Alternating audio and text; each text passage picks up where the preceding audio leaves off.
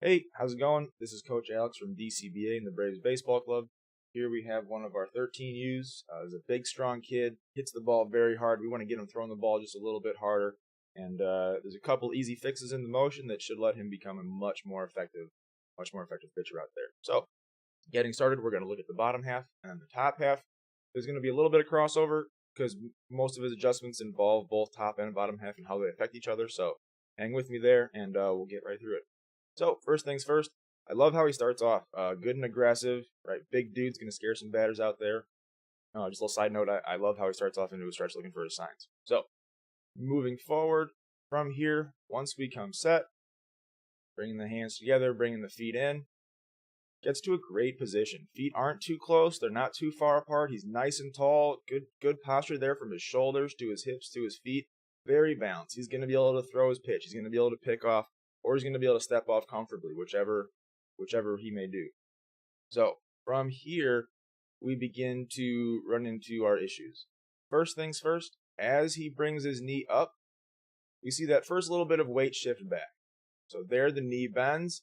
As a runner, you're going to be looking for that. And because we go knee shift and then left heel pick, kids are going to be able to get a little bit better jumps on him. So we want to be maybe in a more athletic position to begin with, so we don't have to have that initial weight shift through the feet. Hopefully you can see that.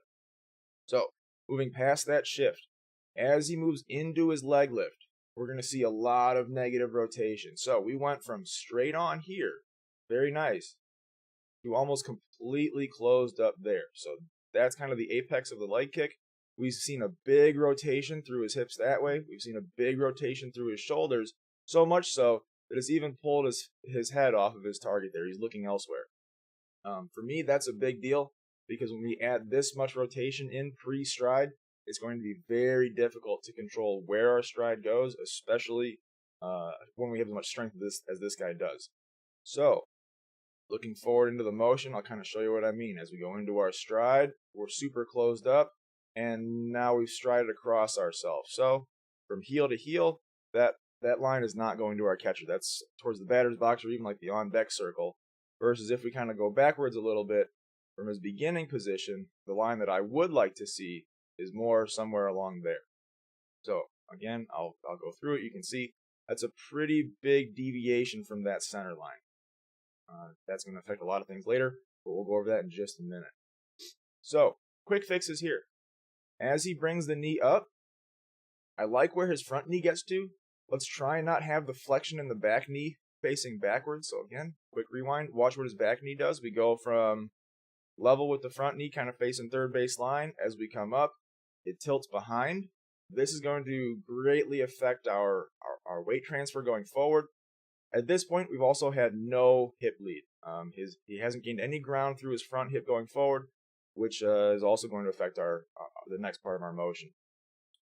His foot here is kind of under his butt. Like I tell my younger guys, like, don't be a flamingo, be a pitcher. I'd really like to see a nice line from the knee to the ankle. It does actually make a difference in stride length. Tucking the foot under the butt can make it pretty difficult to extend that stride to its full potential. So, going forward, we see this knee beginning to bend. Because we haven't had hip lead, something has to happen to allow us to create that forward motion.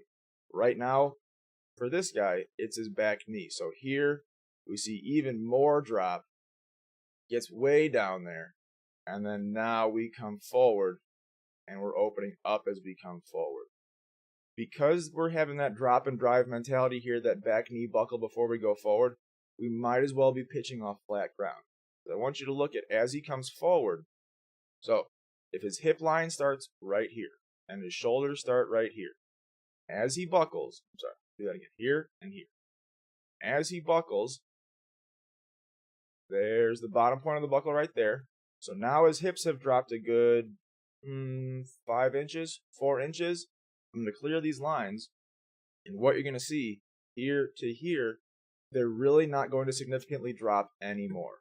Okay, so as he goes forward, that hip line stays very much the same. He even pops up there a bit as he goes into his stride, basically negating the mound, taking away one of our biggest advantages as a pitcher. This is why I teach a fall and drive motion. I do not teach drop and drive. Regardless of height, regardless of size, fall and drive is just in my opinion, so much more effective than a drop and drive motion.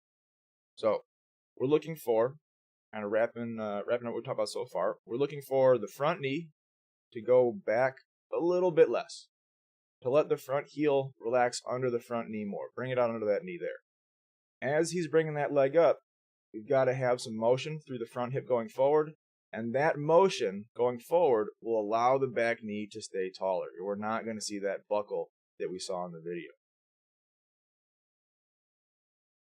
Proceeding into the stride right away, because again we've buckled. See how his front knee is starting to kick open very, very early. Front foot kicks open very, very early. Not only is that shortening our stride and crossing ourselves over, but that's going to greatly affect our hip rotation in the next part of the motion, which is the bulk of our power. So we've gotten to our landing. He's at planar flexion. That's great.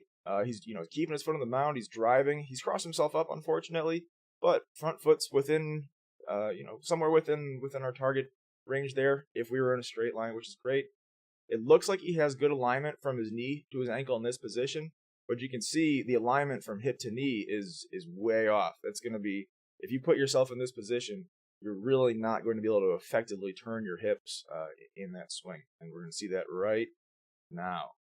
So you see his back hip kind of just jams into his front hip. It pops up, and there's no rotation before he releases the baseball. Here's release. There's his rotation. That rotation really hasn't added to his motion, added to his power. And not only that, that rotation hasn't driven his chest down. He hasn't gotten over his front side, as most coaches like to say. And that's, again, going to massively affect not only his velocity and his location, but ultimately potentially his arm health. Because now the arm, we see how his arm kind of tucks in there like a little T-Rex arm.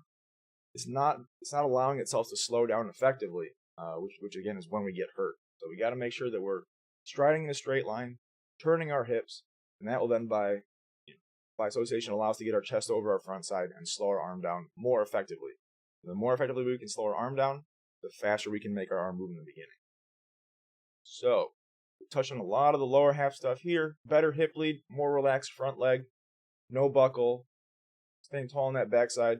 Trying to keep the front knee closed a little bit longer as we're striding. That'll keep this front foot closed a little bit longer as we're striding, and that should allow us to extend the stride a bit. Going forward in a straight line. The hip rotation is a big thing. We're not creating ground force at release point because of how the hips are landing, because of how the hips are not being allowed to turn. He is creating some rotation, clearly, right? He's finishing towards first base side. His hips are facing that way, shoulders facing that way. A lot of good things going on in the motion, just a couple easy, minor little fixes.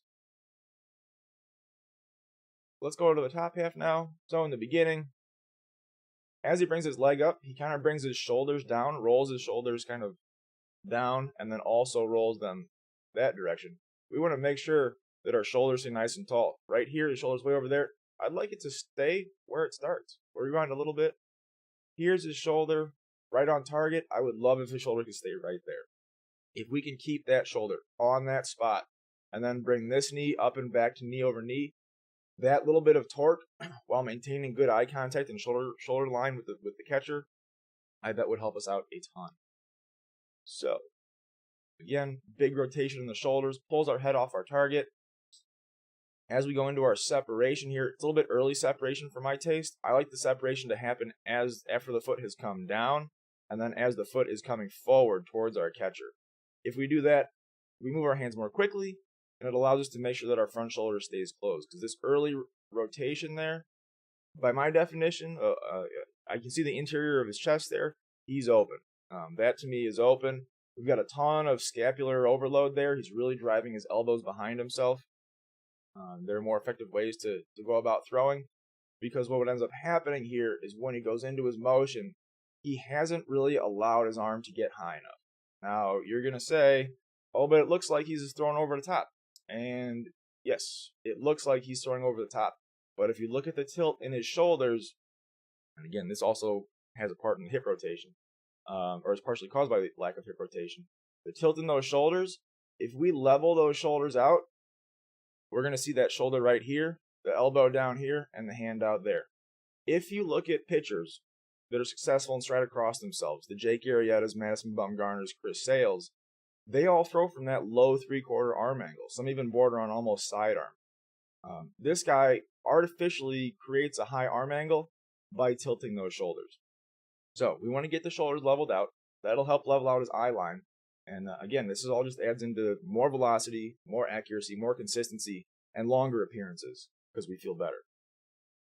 So they're big tilty shoulders, lack of hip rotation, kind of short arm finish there, but pretty balanced at the end. So kind of wrapping it up all together. In the beginning, let's keep that front shoulder on target. We get knee over knee. Let's have the foot relax under the knee. We need to have more hip lead. That left hip has to drive down the mound more. In turn, driving that hip down the mound will prevent this big buckle. Again, that buckle negates the mound for us. It keeps us in a straight line as we kind of jump forward. Because we're opening our front knee, because of that buckle, we're forced to stride across ourselves. The opening of the chest and separation of the hands early may also be affecting that. At our landing, because we've strided across ourselves, we can't get effective hip rotation for the arm angle. Foot is off the ground at release point, so we're off balance there. You can see from this image, if he's trying to throw that ball to a catcher that's right in line here, he's very much throwing across himself. This is going to make it hard to locate down inside, locate up outside. He's going to have a hard time hitting his spots consistently. We make these adjustments. We should also see some jump in velocity. So again, rotation around the front hip, but it's rotation driven by chest rotation, not by hip rotation, which we want. But ultimately, he's an athletic guy. He's big and strong. He's got a nice balanced finish there. And he's got a lot of promise. This kid throws very hard. He should be a very effective pitcher for us. Make a couple of these little adjustments, and he's going to be right back on track. Again, just one more time through the motion. Too much closing, too much dropping, and then we're kind of popping up into the motion. Again, great kid. Good, a lot of good fundamentals here. A couple of things to work out, but overall, I'm excited to work with him and should have a good season. If you have any questions or comments, feel free to leave them below. My name has been Alex. Thanks, and we'll see you next time.